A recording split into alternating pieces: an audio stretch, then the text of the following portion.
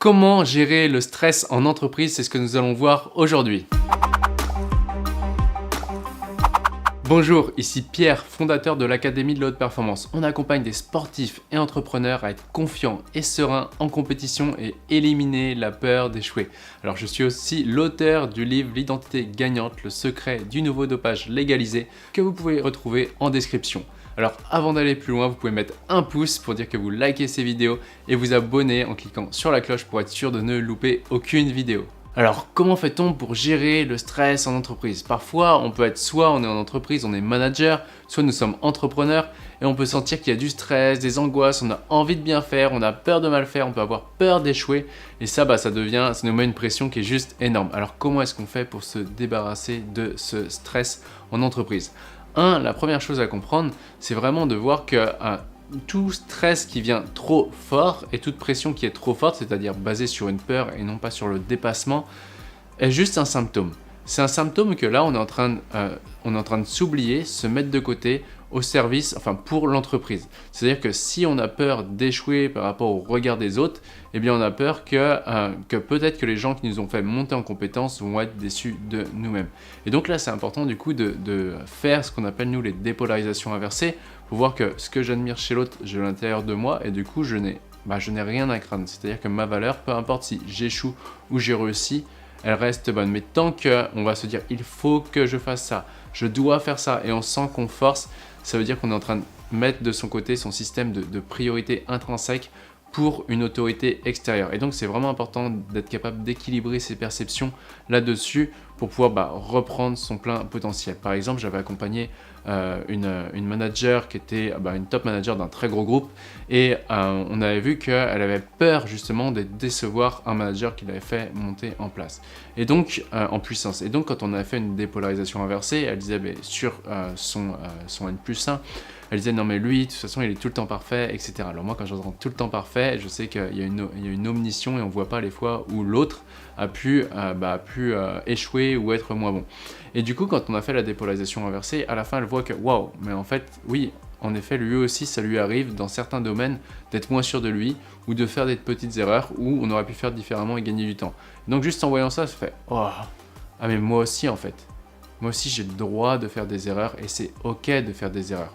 Ok, donc ça c'est la première chose à mettre en place, c'est de vraiment récupérer son pouvoir, de vivre selon son système de priorité pour pouvoir pas se minimiser par rapport aux autorités extérieures. Dès qu'on se minimise, on perd notre pouvoir. Ensuite, le deuxième point, c'est sortir de l'illusion du gain et de la perte. Alors là, attention, ce que je veux dire, ça peut être vraiment très challengeant, mais là, en période de Covid, en période de confinement, il y a eu des entreprises qui ont été vraiment stretchées et du coup, je suis intervenu dans différentes entreprises pour justement amener la dépolarisation et amener une nouvelle façon de penser.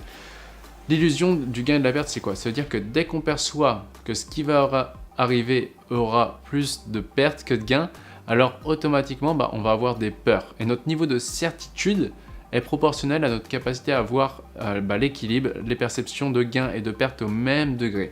Ça veut dire quoi? Par exemple, lorsque j'étais intervenu dans une entreprise, ils avaient vu que au début, c'était catastrophique parce qu'il y a eu le confinement, on a perdu le chiffre d'affaires, etc.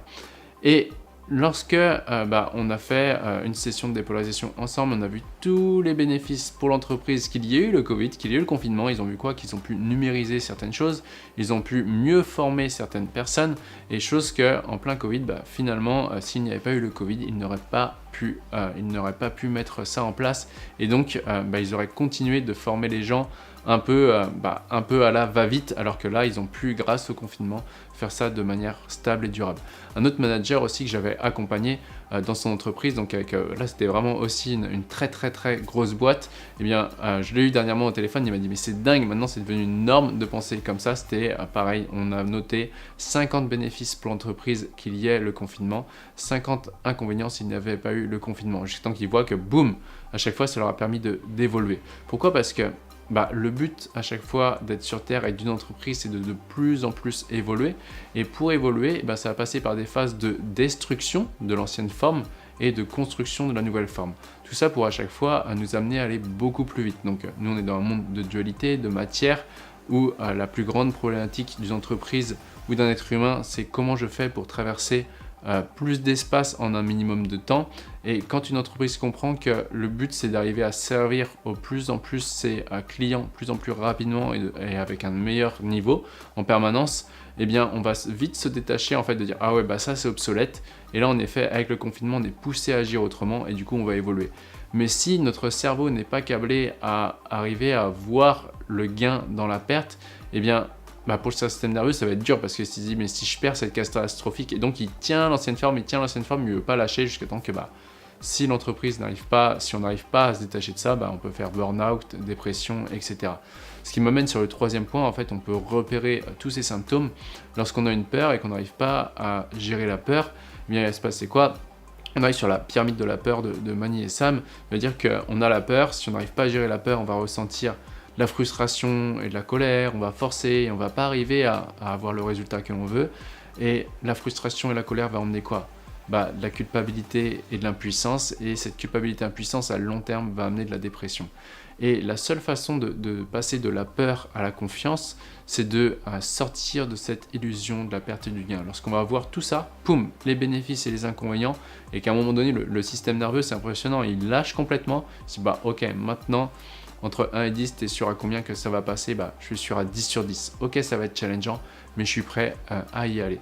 Donc pour résumer cette vidéo, le premier point, c'est vraiment important d'être connecté à son système de priorité, ne pas se comparer aux autres et surtout pas se minimiser, bien sûr sans s'exagérer. C'est-à-dire que tant que j'admire quelque chose chez l'autre, je ne le reconnais pas en moi et je n'arrive pas à en profiter pleinement puisque je me compare et je veux faire quelque chose pour plaire à quelqu'un, si bien que je ne suis pas connecté à moi-même.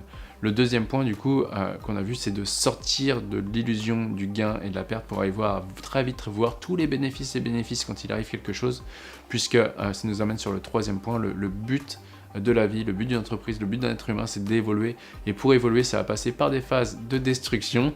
Et oui, dit comme ça peut être horrible, mais c'est comme ça. Des phases de destruction et des phases du coup de construction. Destruction, construction. Et quand on arrive à lâcher la perte d'une forme, on peut aller épouser et aller chercher la nouvelle forme et finalement, plus notre système nerveux va être flexible, plus on va pouvoir beaucoup mieux gérer son stress en entreprise et même dans un milieu compétitif. Et voici pour aujourd'hui, pensez à mettre un pouce si vous avez aimé, ça fait toujours plaisir. Pensez également à vous abonner en cliquant sur la cloche pour être sûr de ne louper aucun contenu.